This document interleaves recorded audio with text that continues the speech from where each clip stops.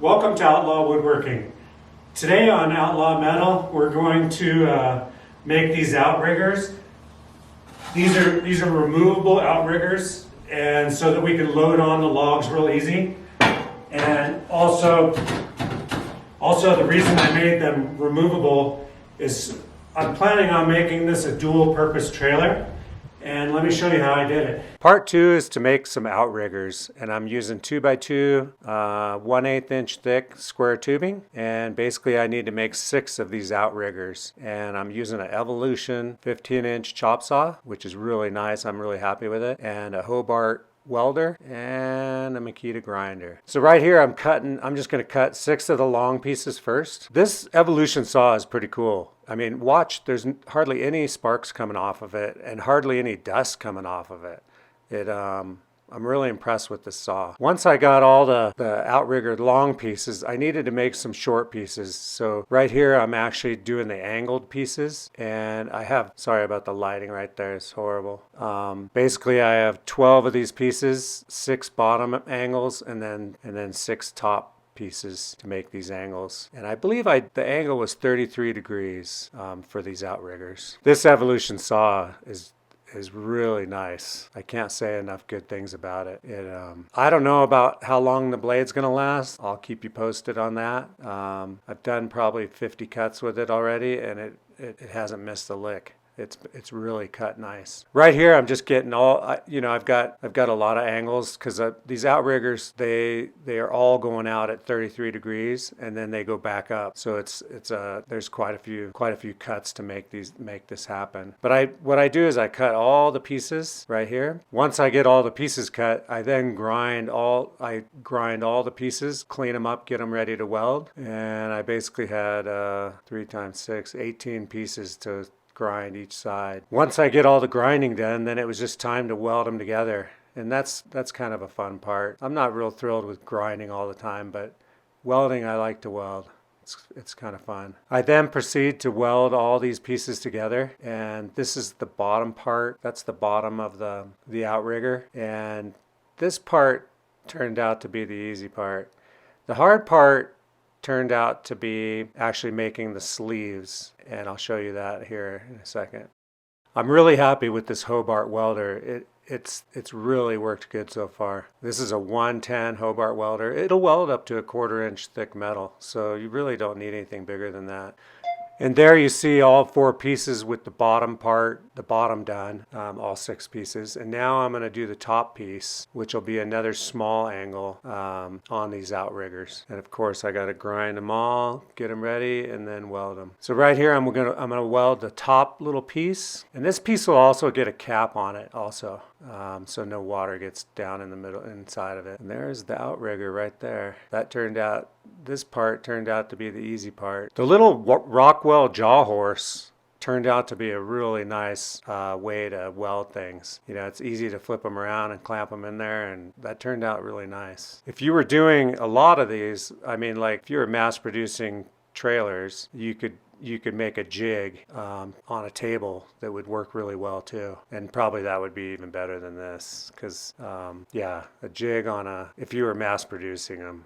Obviously, I'm not going to mass produce them. Of course, if someone local to me wants one, I would probably make them one. It was funny. I was originally going to buy one of these logging trailers. I had looked on the old interweb, and I basically, the ones that I found, the logging trailers, they were really expensive, and there wasn't much to them. So I decided, the best thing for me was to make one myself. Now this turned out to be the hardest part. And I'm going to tell you the mistake I made.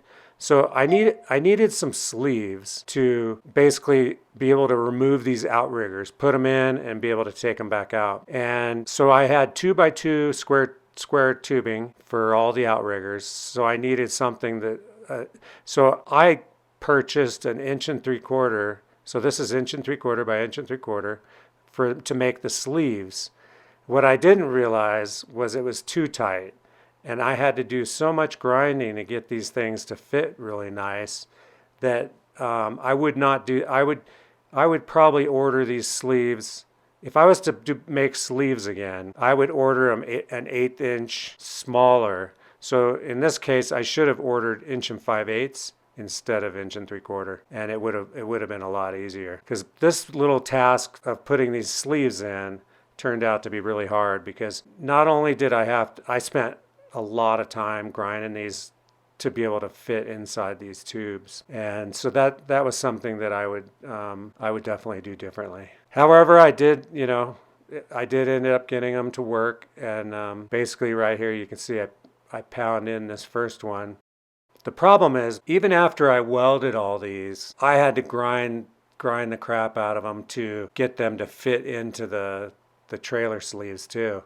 So, and you don't want them to be, you want to be able to pull them in and out fairly easy in the trailer. So that turned out, and you'll see here in a second, even though I did this grinding right here, I ended up having to grind these sleeves like quite a bit, probably spending a good half hour on each one of these sleeves to get them to fit. See how tight those are? They're just too tight. So I end up grinding them quite a bit to get them to fit. There's the first one.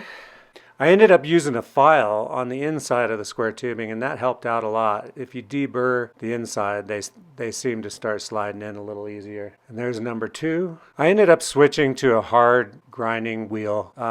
The sandpaper discs work really well, and they do a nice job, but they don't take off enough material. And because I was having a hard time getting these sleeves to be small enough to go in and out really easy, I switched to this harder disc, and it took material off a lot better, although it threw a lot more sparks. And there's number 3. Not quite done though. Like I said, the grinding, that was the mistake I made, was, I should have used smaller sleeves, a lot easier. And there's number 3. Here's number 5. Once I get all the outriggers done, there's all 6 of them. That's how it's going to look.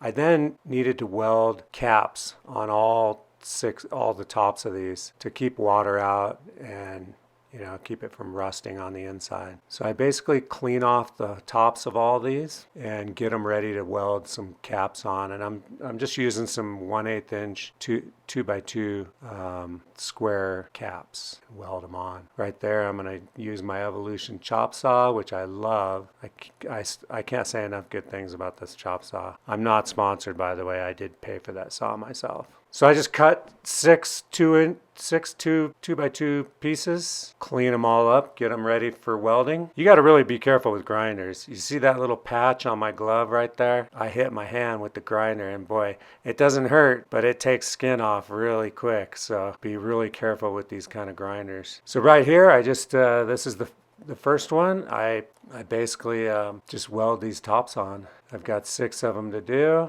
Went really easy, nice and smooth. So far it's been really fun. The only thing, like I said, the mistake I made was the sleeves, because that turned out to make it a lot more difficult for me to buy. I should have ordered smaller sleeves so that it would have been a lot easier. But everything's working out, and this is basically part 2.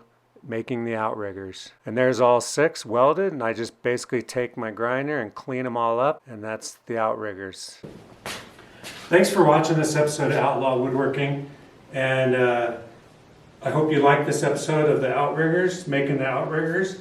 And in the next episode, we'll start work on the floating axles. Until then, thank you very much for watching. Please subscribe, and I'll see you next time. Later.